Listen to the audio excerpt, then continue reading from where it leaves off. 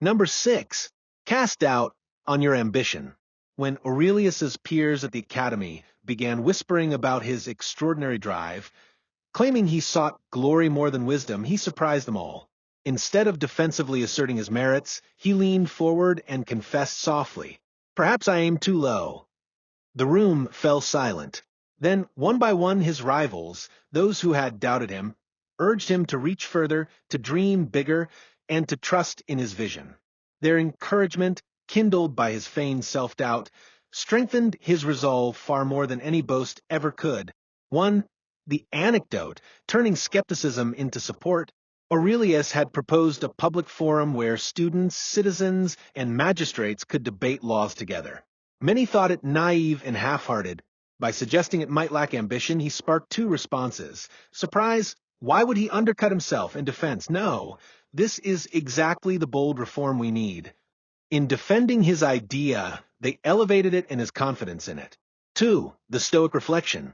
Marcus Aurelius reminds us that the opinions of others are indifferent, yet they can be harnessed for good if we manage our judgments. Be not disturbed by the judgments of others. Instead, use them as mirrors reflecting where you may grow. By casting doubt on his aims, Aurelius converted potential critics into champions, allowing their stronger beliefs to inform his own. 3. Practical steps to apply this technique. 1. Acknowledge uncertainty. Preface your proposal or goal with a humble qualifier. I worry this goal might be too modest, or I fear this project may lack vision. 2. Observe the reaction. Notice who steps in to correct or bolster your claim. These are your natural allies and true believers. 3.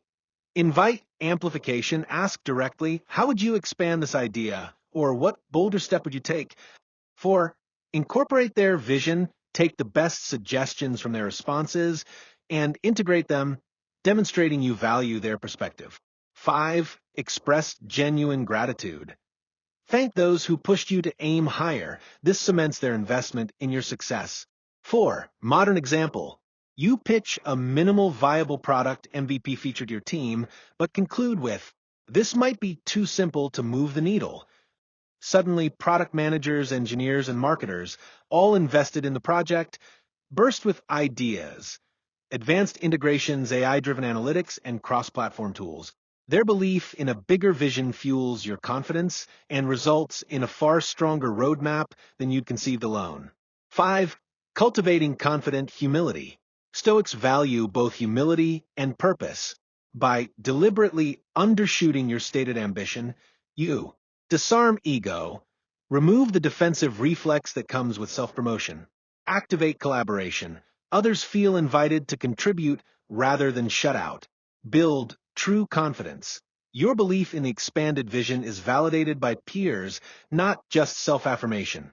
Takeaway: next time you sense hesitation from your audience or teammates, try underplaying your goal.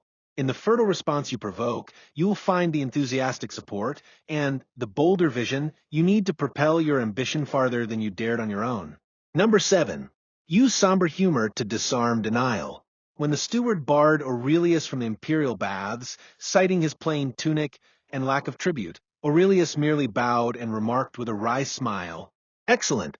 My poor body could use fewer indulgences anyway." The steward, taken aback by the dry humor, couldn't help but chuckle and waved him through, intrigued by the man who joked in the face of exclusion. 1. The anecdote, laughter as a key. Rather than bristle or plead, Aurelius used a calm, self-deprecating joke to highlight the steward's own absurd rules. His levity cut through the tension, shifted the power balance, and turned denial into an invitation to generosity. 2. The Stoic reflection. Marcus Aurelius teaches that our judgment of events, not the events themselves, disturbs us. Choose not to be harmed, and you won't feel harmed. Don't feel harmed, and you haven't been. By greeting refusal with a quip, Aurelius reclaimed his emotional freedom. His humor transformed a slight into an opportunity to practice equanimity and to lead rather than to rail against injustice. 3. Practical steps to deploy somber humor. 1. Stay calm.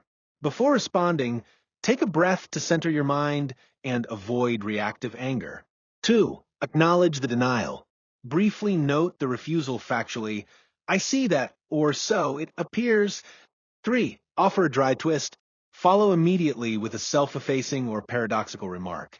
Well, at least my wallet's lighter than my worries. Or perfect timing. I was overdue for a challenge. 4. Observe the shift. Notice if the other person's posture or expression softens. This is your cue to continue the interaction on friendlier terms. 5. Extend a small ask. Once the ice is broken, gently restate your request or propose an alternative. Since I've earned my distractions elsewhere, might I still? 4. Modern example. Imagine you're turned down for a meeting because you lack the right contacts. Instead of arguing, you might say, "Fantastic, I've been looking for more time to sharpen my ideas offline anyway." Your understated humor highlights the arbitrariness of the gatekeeping and often prompts the gatekeeper to relent, either to continue the joke or because they don't want to appear petty. 5. Cultivating playful resilience. In Stoicism, humor is not frivolous. It's a tool to maintain serenity. Diffuses tension. A well-timed joke can melt hostility and open doors. Asserts control. By choosing your response, you dictate the tone of the encounter. Reinforces perspective. Humor reminds you that most denials are fleeting and not a judgment on your worth. Takeaway. Next time you face a curt no, resist the urge to bristle. Meet it with a calm, somber jest that exposes its absurdity. You'll disarm denial, preserve your tranquility, and often turn an obstacle into a moment of shared laughter and progress. Number 8. Turn criticism into questioning. When a rival scholar published a scathing pamphlet branding Aurelius's proposals naive and impractical, he resisted the urge to defend or denounce. Instead, he sat at his writing desk and composed a single measured question. I appreciate your candid view. Could you elaborate on which points you find naive and why? By inviting specific feedback, he transformed a public attack into an opportunity for dialogue. The critic, surprised by the respectful tone, replied with detailed objections, and in the exchange that followed, they co-developed refinements that made the proposals far stronger. 1. The anecdote from attack to inquiry. Rather than issue a defensive rebuttal, Aurelius's question acknowledged the critic's right to challenge while shifting the frame from accusation to inquiry. The critic, now asked to explain rather than merely insult, took time to articulate genuine concerns about resource constraints and legal precedents, and in doing so, revealed gaps Aurelius could address. 2. The Stoic reflection. Marcus Aurelius teaches that we control only our judgments and actions, not the judgments of others. The best revenge is not to be like your enemy. By responding to malice with curiosity, Aurelius avoided the cycle of resentment and instead used the criticism as raw data. He saw the critic's pamphlet not as a personal affront, but as a source of honest feedback, albeit delivered harshly. 3. Practical steps to turn criticism into questioning. 1. Pause before responding. Let the emotional charge subside. Wait until you can write or speak calmly. 2. Acknowledge the critique. Open with gratitude. Thank you for sharing your perspective. 3. Ask for specifics. Request concrete examples. Which sections seem impractical and what alternatives would you propose? 4. Listen actively, whether in writing or conversation. Focus on understanding, not rebutting. 5. Express appreciation and next steps. Thank them again and outline how you'll consider their points or follow up. 4. Modern example.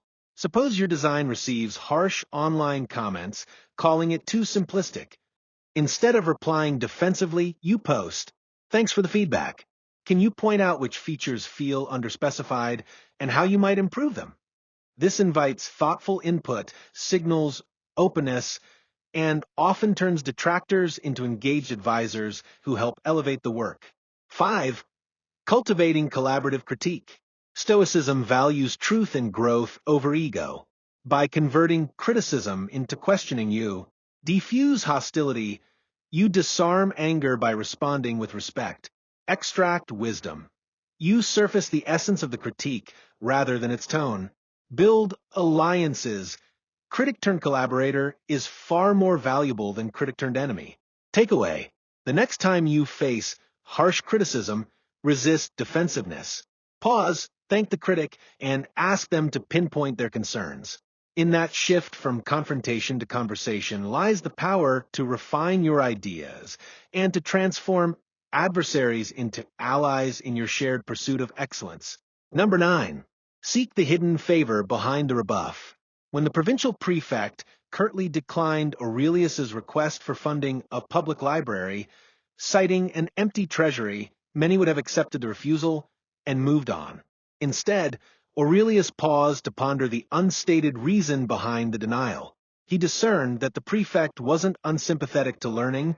He was simply overwhelmed by competing expenses and wary of additional obligations. Rather than sulk, Aurelius wrote back, "I understand the treasury's burden. Allow me to gather donations of scrolls and sponsor the initial collection myself. If the project proves popular, perhaps the city might later provide a permanent space." Intrigued by Aurelius's offer to self-fund the seed collection, the prefect not only approved a modest reading room, but impressed by the initiative, later entrusted Aurelius with oversight of an even grander cultural center. 1. The anecdote, reading between the lines.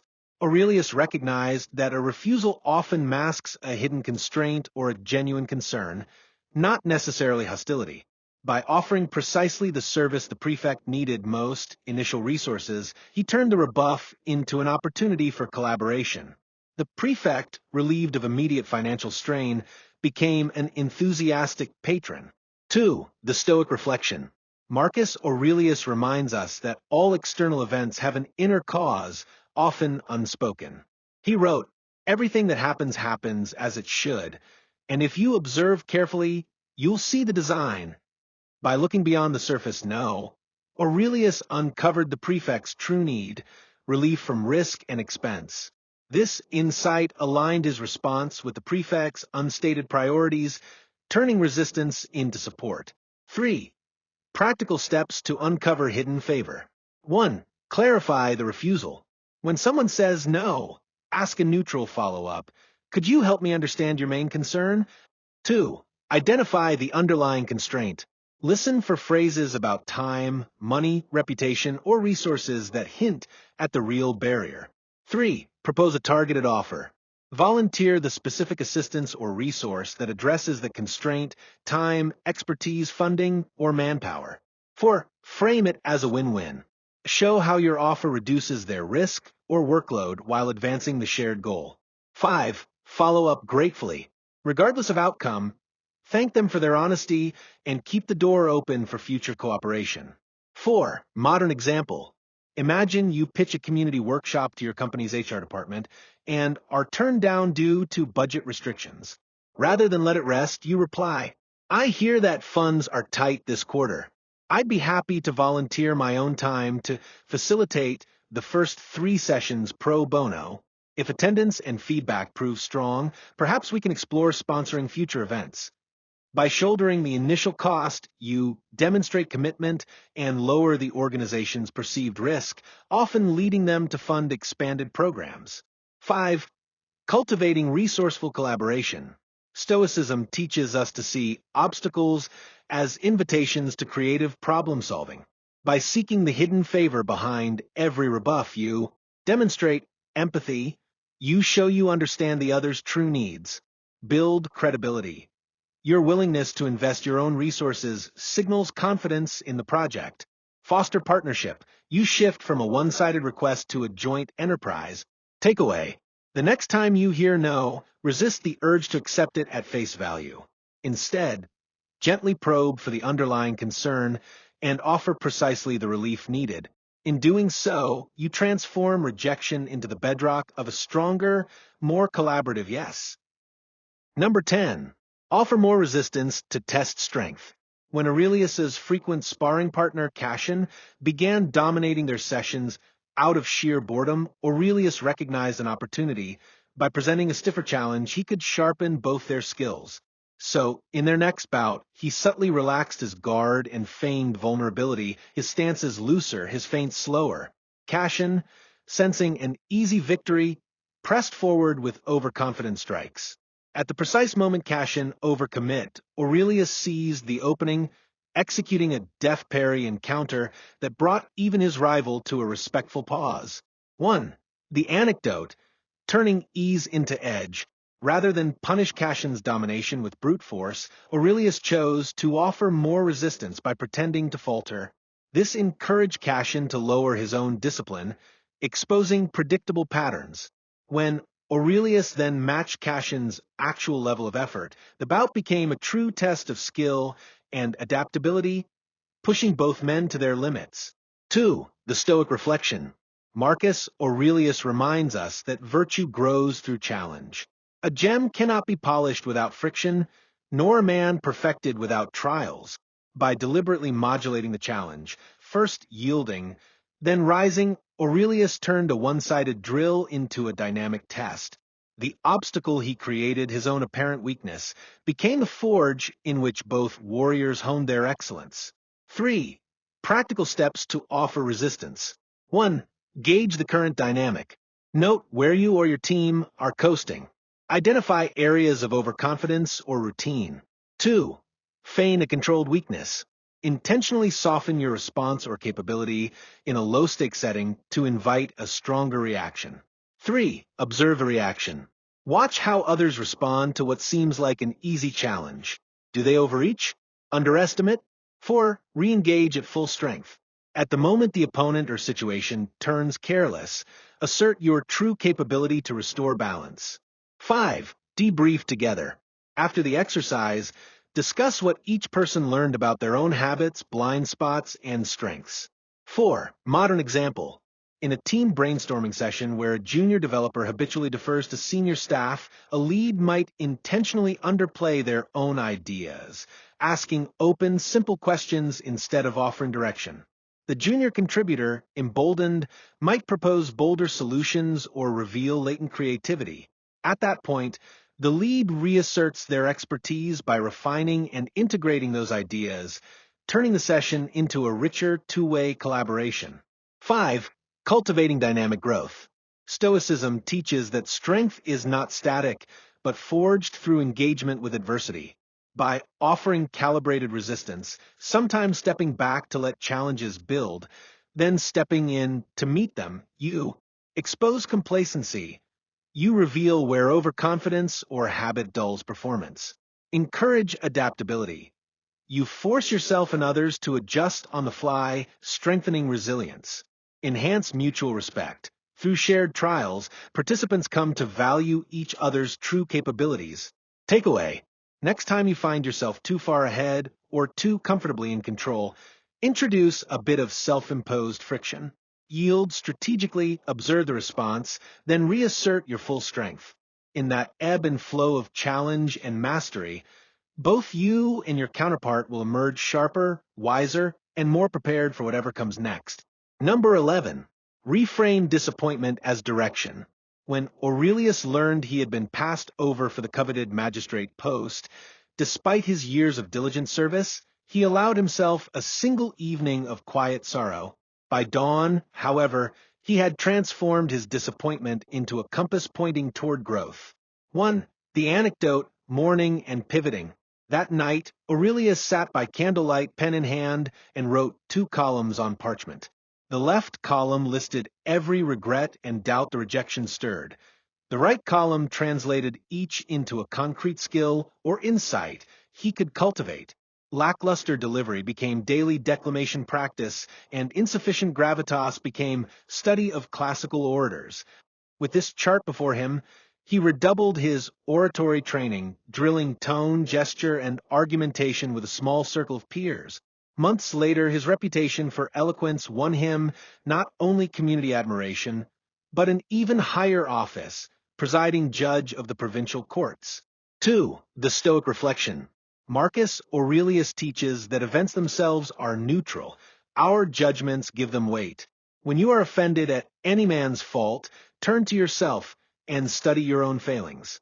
Then you will forget your anger. By turning inward, examining how the rejection reflected areas for refinement, Aurelius released bitterness and found a clear path forward.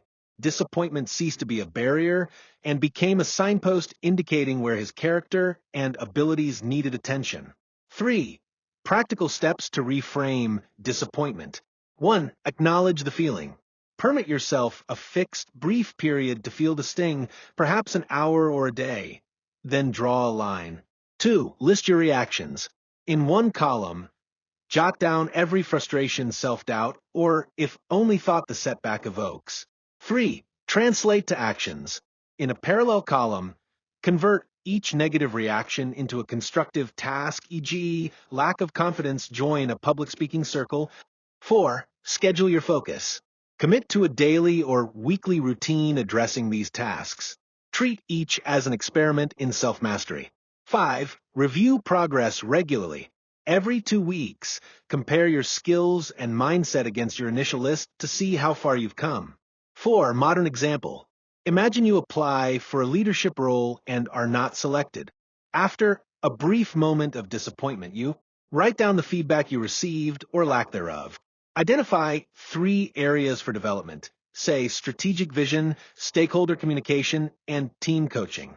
Enroll in a weekend strategy workshop, schedule monthly lunch and learn sessions to practice presenting ideas, and ask a trusted colleague to mentor you in leadership principles. Within months, your enhanced skills make you a stronger candidate, sometimes even for a promotion beyond the one you originally sought. 5. Cultivating purposeful resilience.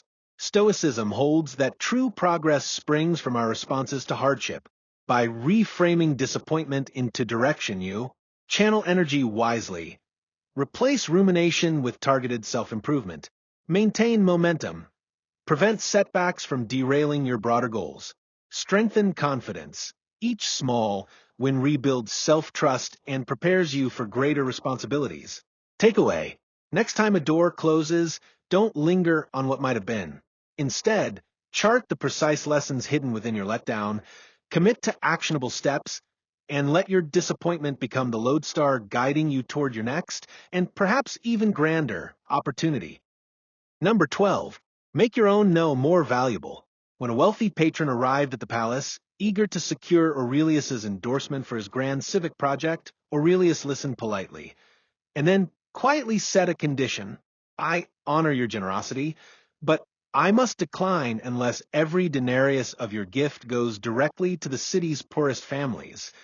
The patron, taken aback by the refusal of personal credit and prestige, paused. After a thoughtful moment, he smiled and replied, "Very well. If my name will not adorn the hall, let my gold adorn the hungry." He not only agreed, but doubled his pledge, ensuring twice as much aid reached those in need. 1. The anecdote elevating the stake of refusal. Rather than a flat no, Aurelius's conditional refusal conveyed principle and purpose. By attaching a higher value to what he would not accept, personal glory, he reframed the exchange. The patron's desire to contribute became focused on impact over recognition, and in honoring Aurelius's no, he magnified the good his wealth could do. 2. The Stoic reflection. Marcus Aurelius teaches that our choices reveal our character. A man's true worth is measured by what he refuses as much as by what he embraces. By making his no carry moral weight, Aurelius showed that refusal can be as powerful a tool as agreement. A principled no not only preserves integrity, it can reshape outcomes toward the greater good. 3. Practical steps to make your no count. 1. Identify your core values. Clarify what you will not compromise on: fairness, transparency, quality, etc. 2. Craft a conditional refusal. Frame your no with an alternative that reflects your values. I cannot endorse this unless. 3. Communicate clearly and respectfully. State the condition calmly. Emphasize your shared goal rather than the conflict. I admire your intent, and I must ensure. 4. Invite alignment. Allow the other party to choose. Accept the condition or respectfully withdraw. 5. Honor their choice. If they agree, follow through enthusiastically. If not, maintain goodwill. You stood by principle without burning bridges. 4. Modern example. Imagine a sponsor offers to fund your nonprofit's event, but demands top billing and permanent logo placement everywhere. You might reply, "I'm grateful for your support. However, for this to align with our mission, we require that all visibility focus on the beneficiaries, no sponsor branding on stage." Would you agree to that? Faced with a clear choice, many sponsors will prioritize genuine impact over marketing, often increasing their contribution to ensure deeper community benefit. 5. Cultivating principled influence. Stoicism values integrity over expedience. By making your no more than mere rejection, you assert ethical leadership. You show that principles guide decisions, not personal gain. Shift motivations. You redirect others' ambitions toward outcomes that matter. Enhance credibility. Observers see your consistency, which strengthens trust in future collaborations. Takeaway: next time you must decline, don't settle for a simple refusal. Attach a higher purpose to your no, one that aligns with your values and uplifts the common good. In doing so, you make rejection itself a catalyst for greater generosity and integrity. Number 13. Let every rejection deepen your tranquility. When at last the bronze visage of Marcus Aurelius fell silent, the young student knelt in the moonlit grove, the echo of the final lesson ringing in his mind. Each refusal is a brushstroke on the canvas of your character. Embrace them all, and you will find in your heart a stillness no outside force can shatter. Rising with quiet resolve, he vowed that no longer would he fear no. Each rejection would guide him deeper toward his true yes to purpose, virtue, and unshakable peace. 1. The anecdote, a night of rebuffs. That very week, he had petitioned for 3 things: a scholarship to Rome, a commission in the Guard, and a place at the Senate's debating circle. Each was denied. Rather than retreating in bitterness, he spent that night walking the grove, naming each refusal in turn. No to study in Rome time, to master philosophy where he was planted. No to military rank, focus on serving others in quieter ways. No to the forum of senators, seek influence through teaching and example. By dawn, the rejections no longer felt like scars, but like signposts pointing inward. 2. The Stoic reflection. Marcus Aurelius teaches that true tranquility arises from our judgments, not from external circumstances. You have power over your mind, not outside events. Realize this, and you will find strength. Each no is indifferent in itself. It only disturbs us if we assign it value. By welcoming refusal as an invitation to self-examination, Aurelius transformed every setback into an opportunity for inner calm. 3. Practical steps to deepen tranquility through rejection. 1. Record each no. Keep a simple rejection log. Note the date, the context, and your immediate emotional reaction. 2. Reframe immediately.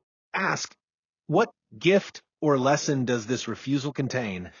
Write a 1-sentence answer next to each entry. 3. Meditate on indifference. Spend 5 to 10 minutes visualizing the refusal as a neutral event, neither good nor bad, simply part of life's flow. 4. Cultivate gratitude. End each day by thanking the no's you encountered. A brief mantra, "Thank you, obstacle," can suffice. 5. Revisit and reflect. Once a week, review your log. Observe how your emotional charge around each rejection has softened or shifted. 4. Modern example. Imagine you apply for a key job and don't get an offer.